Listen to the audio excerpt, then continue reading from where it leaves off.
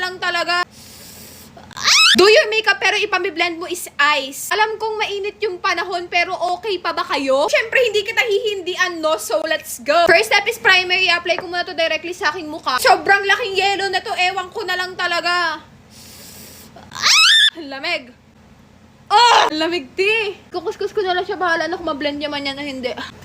Feeling ko hindi niya na-blend. Medyo tutuyuin ko lang siya para makapag-apply ako ng foundation. Mag-apply pa rin tayo ng foundation, te. I think gagamitin ko na lang yung foundation na hindi ko laging ginagamit para hindi naman siya aksayado. I-apply ko na muna siya directly sa aking mukha. Katulad lang ng primer kanina. Itong yellow yung pambe-blend ko, te. Sana ma-blend niya. Ano ba naman kasi mga inuutos nyo na yan? Saan nyo ba nakukuha itong mga challenges na to, te?